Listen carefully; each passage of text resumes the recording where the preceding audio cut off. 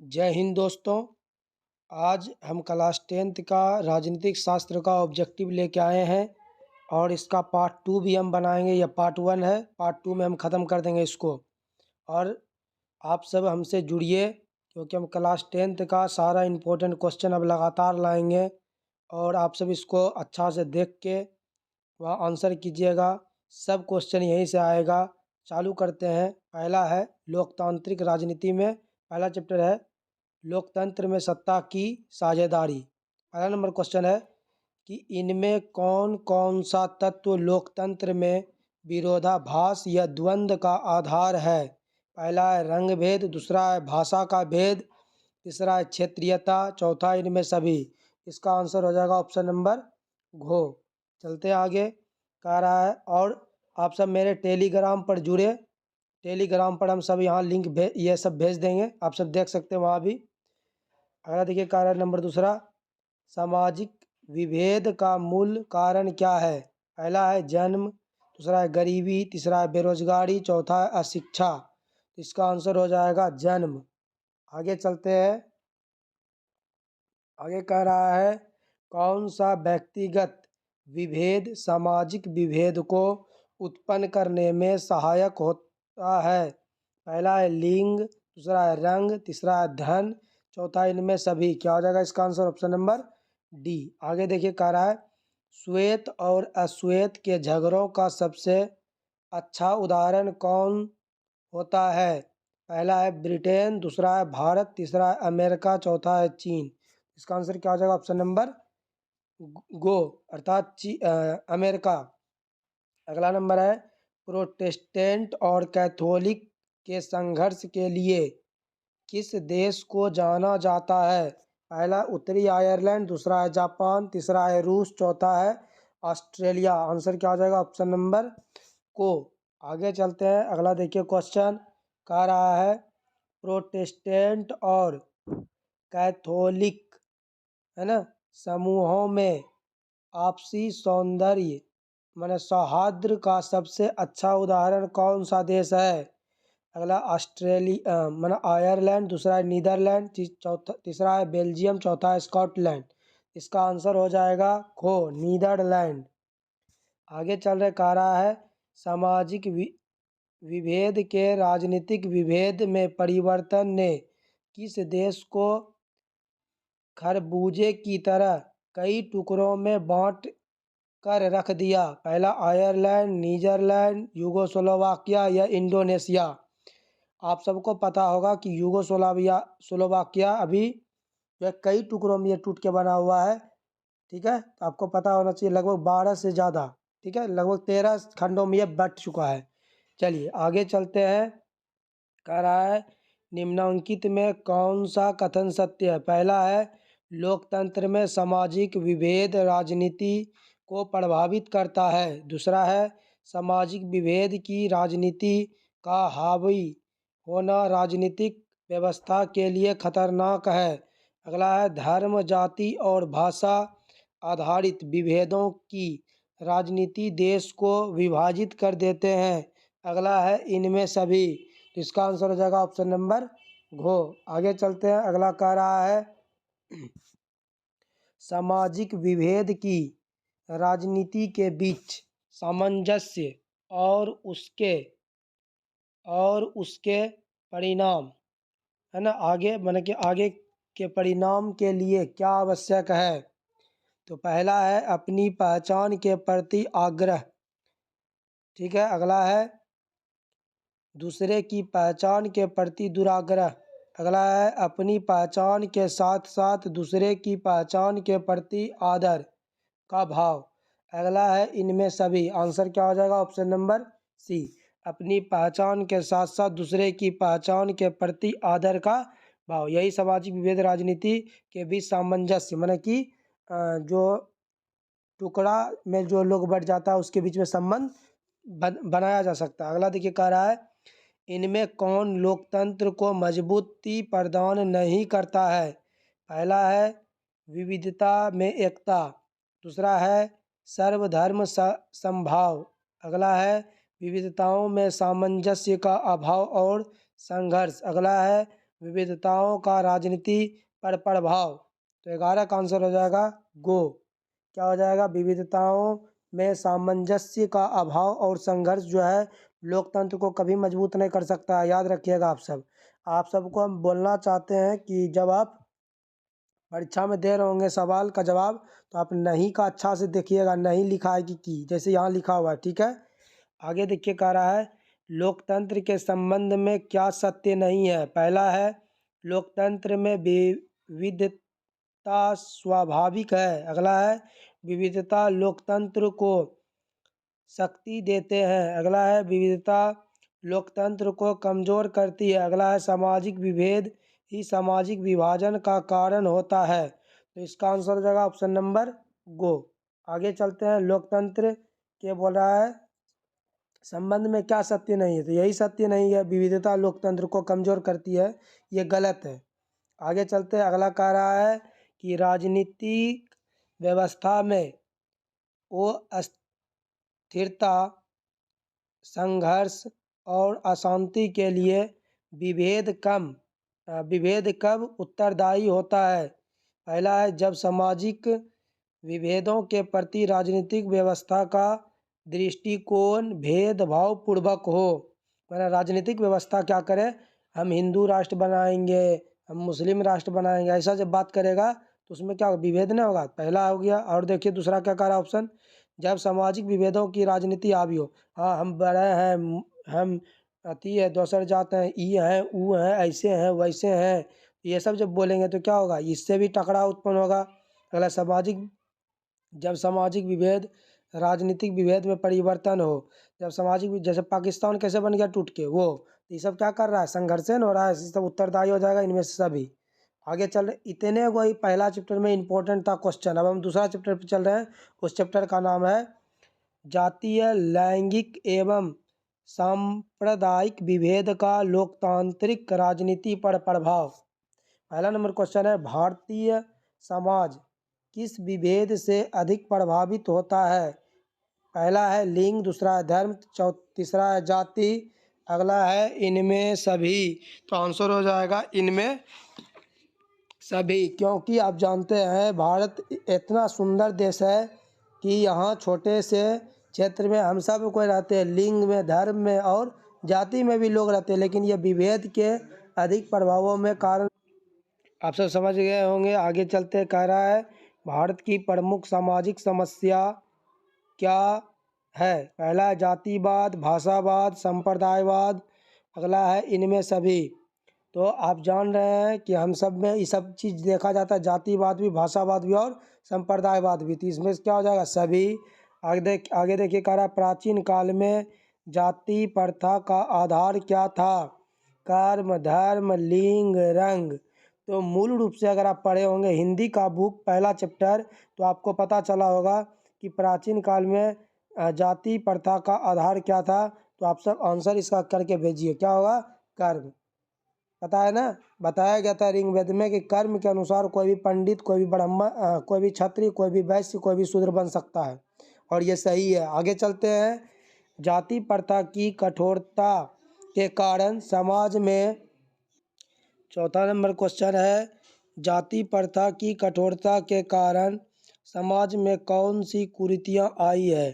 पहला है ऊंच नीच की भावना, दूसरा अस्पृश्यता, अगला है समाज का विभाजन, अगला इनमें से सभी। तो इसका आंसर क्या हो जाएगा, ऑप्शन नंबर डी। समझ में आ गया होगा आप सबको, जाति प्रथा के कारण ये सब हुआ है कि नहीं, आप सबको पता होगा। भारत में रहने वाले हर एक बच्चा को पता रहता है ये सब। आगे चलते देखिए कह रहा है अगला, यह कथन किनका है, जाति विहीन राजनीति की कल्पना वास्तविक पर पर्दा डालने के समान है। ठीक है, ये कथन किसका है, आपको बताना है ये कथन किसका है। तो पहला है महात्मा गांधी, दूसरा है राजनी कोठारी, अगला है जयप्रकाश नारायण, अगला है राम मनोहर लोहिया। तो ये जो आंसर है इसका हो जाएगा घो, राम मनोहर लोहिया ऐसा कहा था। आगे चलते हैं, राम मनोहर लोहिया ने, मिस्टेक हो गया, ये रजनी कोठारी कहा था, ध्यान से मेरा उतर गया था। इसका आंसर क्या हो जाएगा, रजनी कोठारी। तुरंत हम अति कर रहे हैं, क्या हो जाएगा इसका answer, Rajni Kothari, option number खो। आगे देखिए कह रहा है राजनीति पर जाति के प्रभाव का उदाहरण क्या है। पहला है जाति के आधार पर निर्वाचन में उम्मीदवारों का चयन। दूसरा है मंत्रिमंडल के निर्माण में जातियों का प्रतिनिधित्व। अगला है कमजोर जातियों का संगठित होकर राजनीति में सौदेबाजी। अगला इनमें से सभी। तो इसका आंसर हो जाएगा इनमें सभी।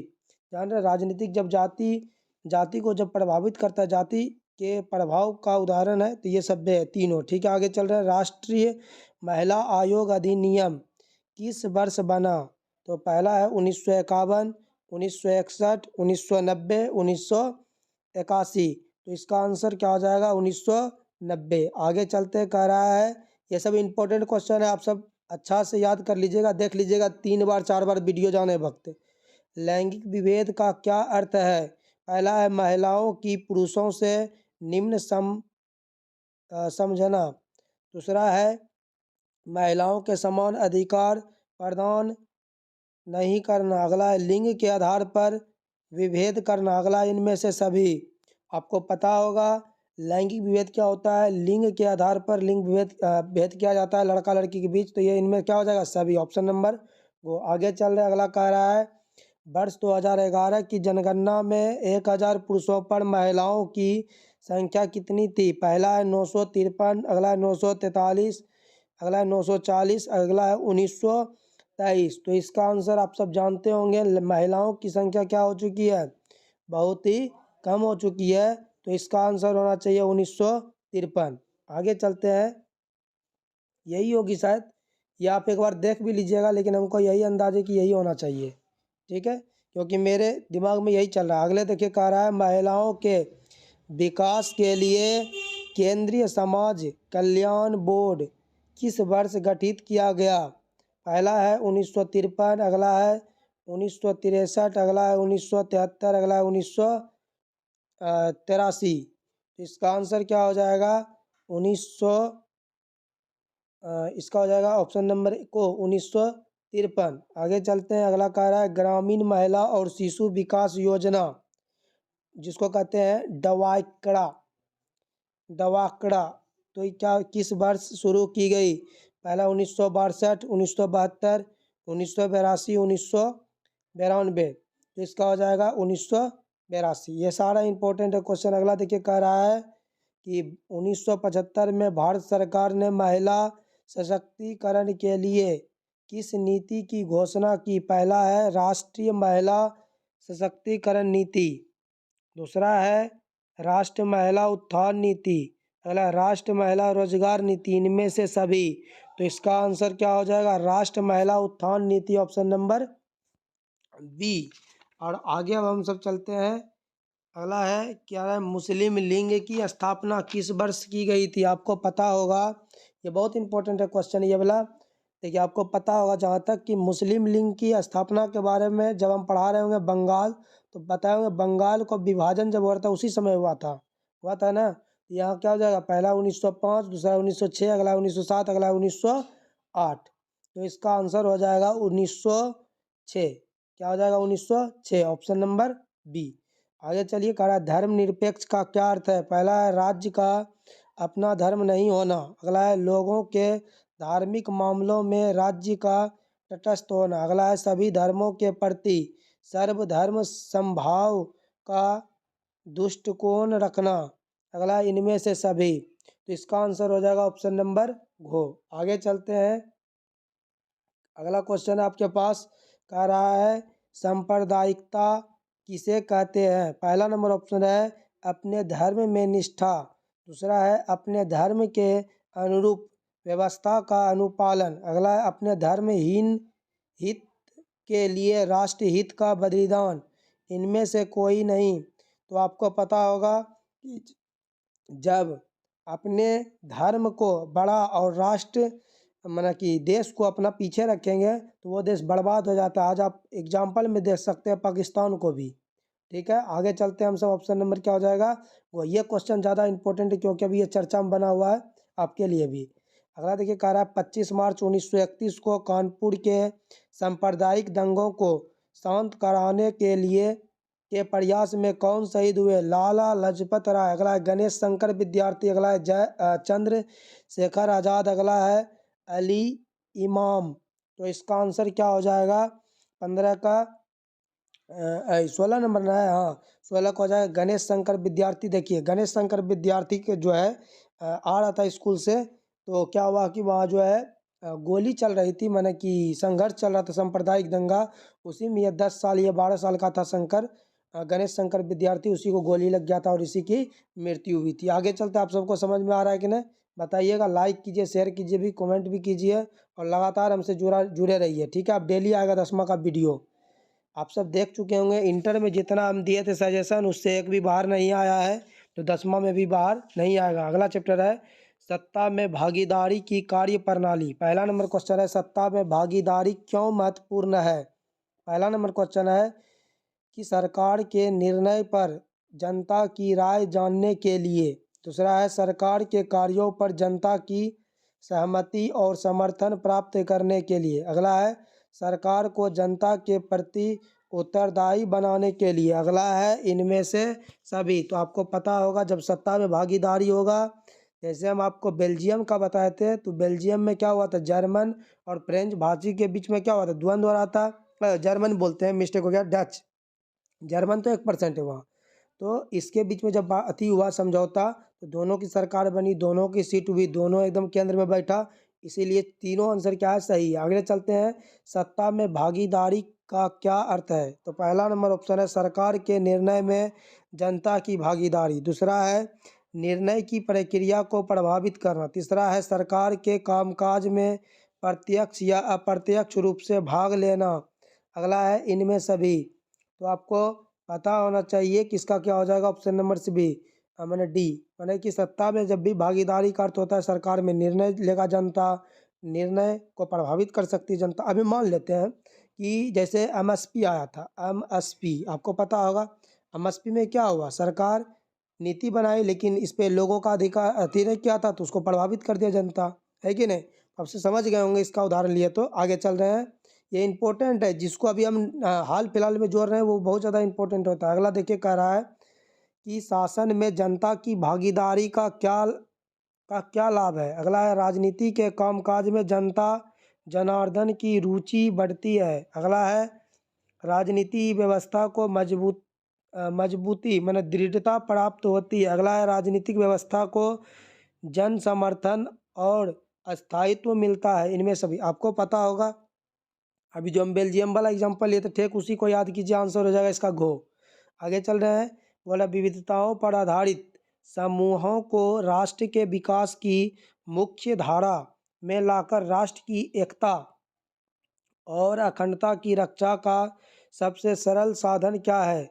सबको राजनीतिक लाभ और पद देना, सबको आर्थिक सहायता देना, सबके लिए राजनीतिक भागीदारी सुनिश्चित करना। इनमें सभी आप ही बताइए कि खूबे अच्छा, अगर आपको क्या करना है, विविधता पर आधारित समूहों को राष्ट्र के विकास में मुख्य धारा में लाना है, तो उसको क्या करना होगा, ऑप्शन नंबर कि उसको राजनीतिक लाभ भी देना होगा, उसको सब कुछ कराना होगा, तो इसका क्या हो जाएगा, ऑप्शन नंबर घो हो जाएगा। क्या होना चाहिए इसका नंबर, ऑप्शन नंबर घो। ठीक है, आगे चलते हैं हम सब। चलो, उसको सब कुछ का सहायता देंगे तब ना वो अपना मानेगा हमको, है कि नहीं?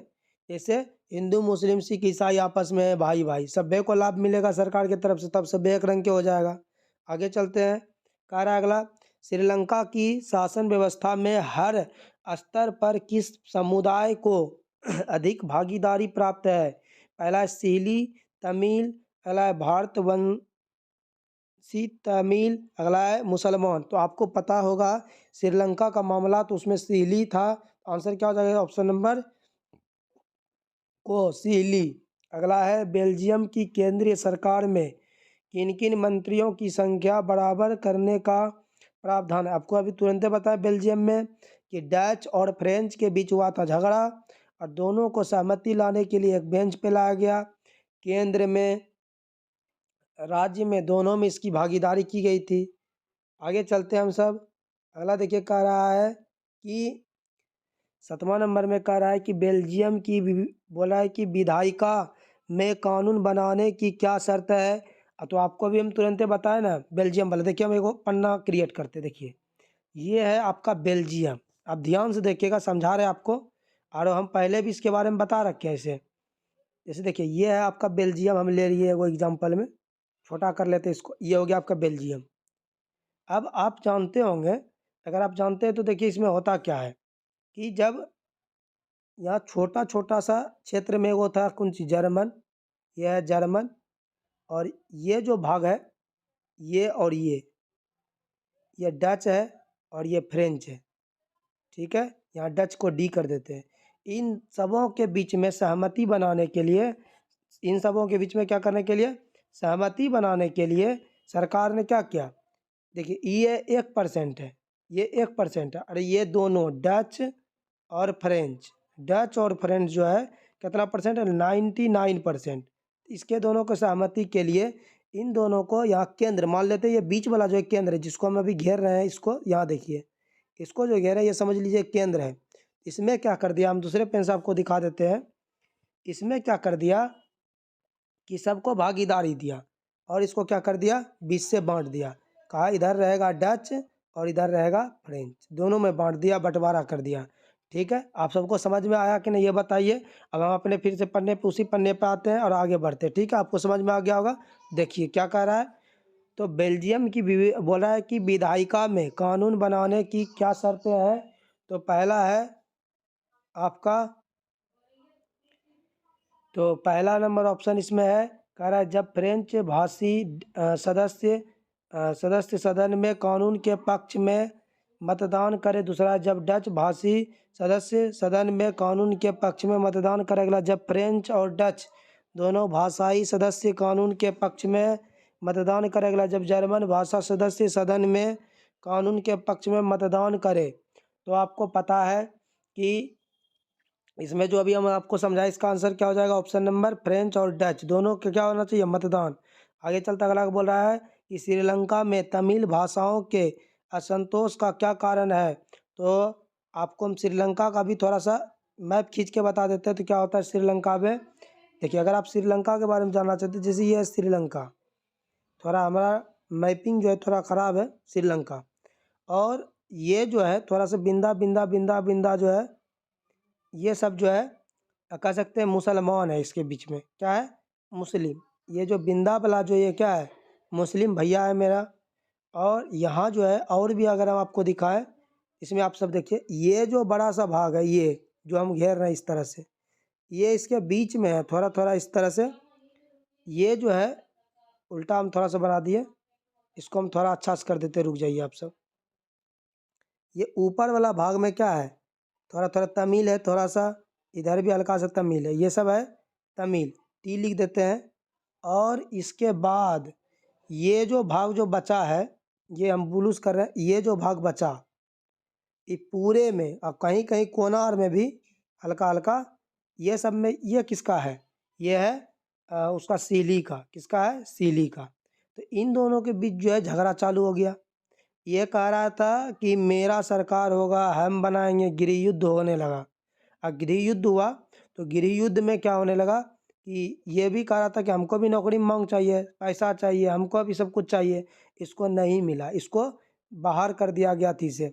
जब बाहर कर दिया गया और मुस्लिम को भी इससे बाहर कर दिया गया, तो सारा अधिकार किस पे आ गया, सीली पे।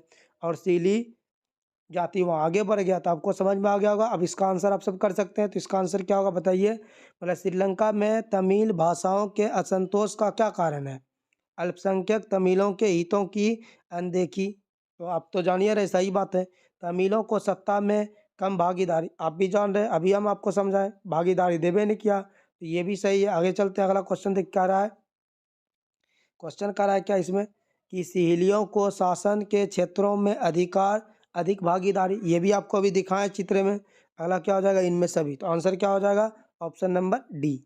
आगे चल रहा है, अगला कह रहा है भारत में नागरिक भागीदारी के प्रश्न का समाधान किस सिद्धांत के आधार पर किया गया। पहला है संख्या बल, दूसरा है धर्म निरपेक्ष, अगला है अवसर की समानता, अगला इनमें से सभी।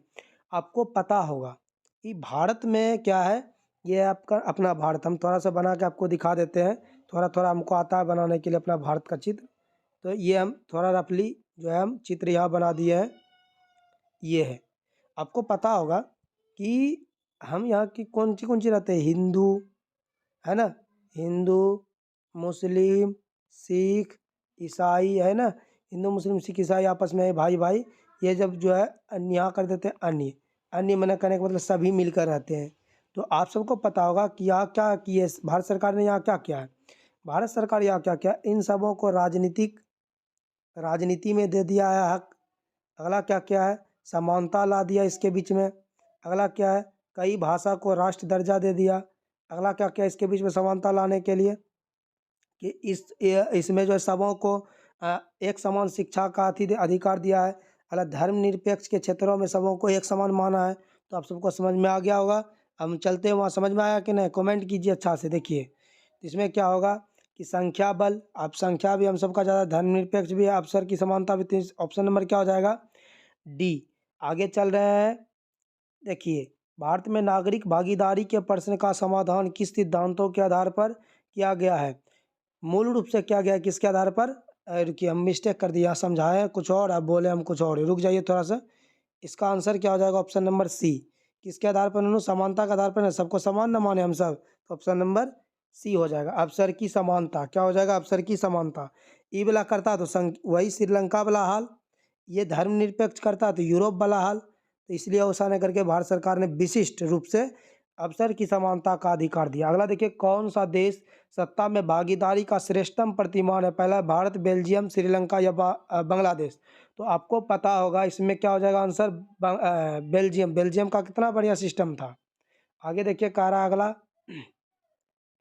कह रहा है शक्ति पृथक्करण किसे कहते हैं। तो पहला नंबर है कि विधायिका और कार्यपालिका के बीच शक्तियों का विभाजन। दूसरा है विधायिका और राज्यपालिका के बीच शक्ति का विभाजन। अगला है केंद्र सरकार और राज्य सरकारों के बीच शक्ति का विभाजन। अगला है विधायिका, कार्यपालिका और न्यायपालिका के बीच शक्ति का विभाजन।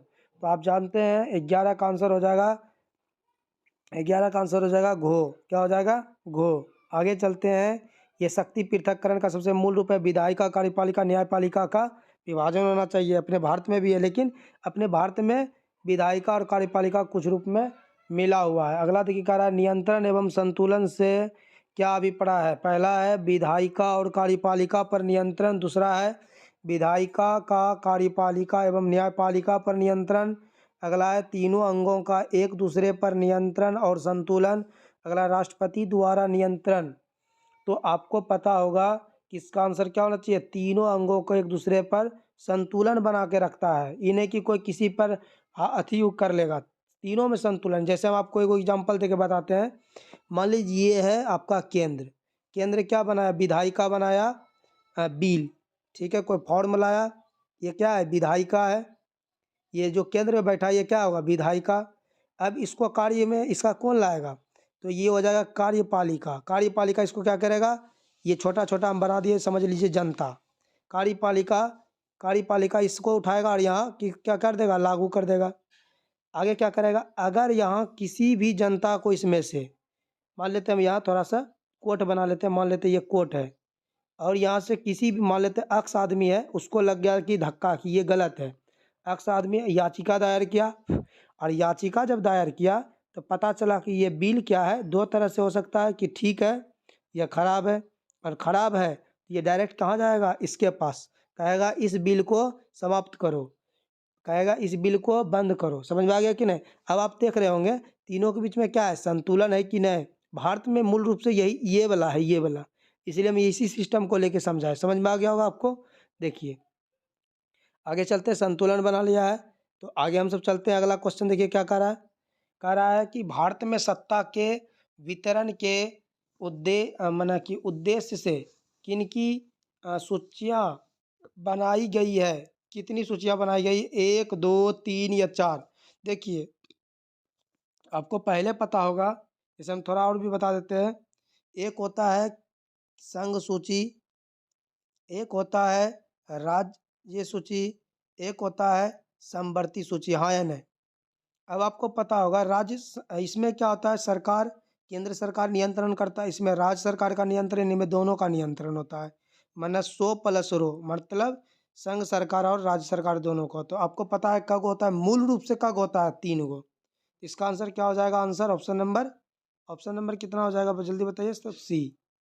आगे चलिए, अगला करा, अल्पसंख्यक समुदाय की सत्ता में भागीदारी सुनिश्चित करने के लिए भारत में क्या उपाय किए गए? पहला, आरक्षित निर्वाचन क्षेत्र की व्यवस्था। अगला है शिक्षा का प्रबंध। अगला है रोजगार का प्रबंध। अगला है इनमें से सभी। तो आपको पता होगा आरक्षित निर्वाचन क्षेत्र की व्यवस्था, आरक्षण दिया गया है अल्पसंख्यकों को। ठीक है, आगे चलते हैं। अगला क्वेश्चन है आपके सामने, कह रहा है अगला चालू हुआ है संघात्मक शासन व्यवस्था। तो इसमें है संघात्मक शासन का क्या लक्ष्य है? तो पहला है दोहरे स्तर पर सरकार। दूसरा है दोनों स्तरों पर सत्ता का विभाजन। अगला है सत्ता के विभाजन के लिए लिखित संविधान। अगला है इनमें से सभी। तो आपको पता है कि संघात्मक जब भी शासन व्यवस्था होगा तो ये सब होना चाहिए। दोहरा स्तर का सरकार, जैसे केंद्र होगा, एक होगा केंद्र, दूसरा क्या होगा इसमें राज्य। दोनों स्तरों में सत्ता का विभाजन। आपको पता होगा अमेरिका का उदाहरण लीजिए, संघ शासन व्यवस्था है। तो अमेरिका का केंद्र अलग है, अलग शक्तिशाली है, उसका 50 राज्य जो है अलग शक्तिशाली है। आपको समझ में आना चाहिए ये। अगला है सत्ता के विभाजन के लिए लिखित संविधान। अमेरिका में लिखित संविधान है, अपना अपना राज्य का भी है। भारत में एक विशिष्ट प्रकार का संघ शासन व्यवस्था है, इसीलिए भारत को आप ध्यान में थोड़ा नहीं रखिएगा, यहाँ अमेरिका को लेके चलिएगा, आपको ज़्यादा बेनिफिट मिलेगा। तो आपको समझ में आ गया होगा। तो आगे चलते हैं। आप देखिए, कह रहा है कि एकात्मक शासन व्यवस्था में पहला है शासन संचालन की समस्त शक्तियां केंद्र सरकार के पास होती है। दूसरा है शासन का एक ही स्तर होता है। अगला है संविधान के द्वारा केंद्र एवं राज्य सरकारों के बीच सत्ता का विभाजन नहीं होता है, इनमें सभी। तो आपको पता होना चाहिए एकात्मक शासन व्यवस्था किसको कहते हैं। ऑप्शन नंबर इसका डी हो जाएगा। एकात्मक शासन व्यवस्था वैसा शासन व्यवस्था होती है जिसमें केंद्र ही प्रधान होता है। इसमें केंद्र के सिवाय और किसी का बात नहीं चल सकता है। इसमें कोई राज्य का प्रधानता नहीं होता है। जैसे चीन, एग्जाम्पल में लीजिए चीन। चीन जो होता है क्या, किसका उदाहरण है? एकात्मक शासन व्यवस्था। याद रखिएगा जो हम बोल रहे हैं, इसमें आएगा अमेरिका और नीचे वाला में क्या आएगा? चीन। याद रखिएगा इसको, यहाँ से ऑब्जेक्टिव पूछता है खूब बे। ठीक है, आगे चलते हैं। अगला कह रहा है आपके सामने क्वेश्चन कि इनमें एकात्मक सरकार कहाँ नहीं है? पहला अमेरिका, भारत, ब्रिटेन या ऑस्ट्रेलिया। तो आपको पता होगा एकात्मक शासन व्यवस्था कहाँ नहीं है। तो आपको बोलना है कि गो नंबर, ब्रिटेन में नहीं है एकात्मक शासन व्यवस्था, यहाँ नहीं है। ठीक है, आगे चलते हैं। अगला कह रहा है, यहाँ देख लीजिए, इसमें मूल रूप से प्रधानता किसकी होती है? एकात्मक शासन व्यवस्था में मूल रूप से एक गो का ज़्यादातर होता है, लेकिन आपको ध्यान रखना एकात्मक ये भी एक तरह से मूल रूप से हो सकता है, तो ये होगा। ठीक है, आगे कह रहा है कि इनमें संघात्मक सरकार कहाँ नहीं है? बोला फ्रांस में, स्विट्जरलैंड में, श्रीलंका में, इनमें सभी। तो आपको पता होना चाहिए कि स्विट्जरलैंड में संघात्मक सरकार नहीं है। अगला देखिए, बोला संघात्मक सरकार में केंद्र एवं राज्यों के बीच शक्तियों का विभाजन कर किसके द्वारा होता है? केंद्र सरकार के द्वारा, राज्यों की सरकारों के द्वारा, अगला है संविधान के द्वारा, न्यायालय के द्वारा। तो आपको पता होना चाहिए इसका आंसर क्या हो जाएगा? संविधान के द्वारा संघात्मक सरकार चलता है। आगे चलते हैं। अगला कह रहा है, अच्छा आपको अगर दिक्कत हो रहा है ब्रिटेन एकात्मक सरकार व्यवस्था में, तो आपको नहीं है, तो इसमें रानी भी होता है और इसमें राजा भी होता है। आपको समझ में आ गया? इसमें राष्ट्रपति मैन होता है, इसमें भी राष्ट्रपति, प्रधानमंत्री इसमें मैन होता है, इसमें भी राष्ट्रपति मैन होता है। इसमें इसमें भी होता है वही, लेकिन इसमें महारानी का ज़्यादा योगदान रहता है। महारानी सब कुछ करती है, लेकिन प्रधानमंत्री मुख्य होता है इसमें भी। देखिए, ये होगा उदाहरण आंसर, आप टेंशन नहीं लीजिए। देखिए, अगला है इनमें कौन सा गुण संघीय शासन का नहीं है? पहला है कि स्वतंत्र एवं निरपक्ष न्यायपालिका। दूसरा है कि क्षेत्रीय विविधताओं का सम्मान। अगला है लिखित संविधान की सर्वोच्चता। अगला केंद्र सरकार के हाथों में सारी शक्तियों का केंद्रीकरण, ये नहीं होगा। ठीक है, आपको समझ में आ गया होगा। और घो नहीं होगा। अगला देखिए, कह रहा है कि भारतीय संघ के विषय में यहाँ का संविधान क्या प्रावधान नहीं करता? पहला, राज्यों का यूनियन माने संघ। दूसरा है अधिक महत्व के विषय संघ माने केंद्र सूची में। अगला है दोहरी नागरिकता। अगला है समवर्ती सूची पर केंद्र और राज्य दोनों के अधिकार। तो बोला कि क्या नहीं ऐसा प्रावधान किया है, तो आपको पता होना चाहिए। 7 का हो जाएगा दोहरी नागरिकता नहीं है। क्या हम सबको बिहार का नागरिकता मिला है? नहीं ना, केंद्र का खाली मिला है कि हम भारत के लोग हैं। समझ में आ गया कि नहीं? आगे देखिए कह रहा है मुद्रा बैंकिंग, संचार सुरक्षा, विदेशी मामलों जैसे विषय की सूची में रखे गए हैं। संघ सूची, राज्य सूची, समवर्ती सूची या इनमें से सभी। तो आपको पता होना चाहिए, अभी जो हम बताए थे क्या हो जाएगा इसमें, संघ सूची।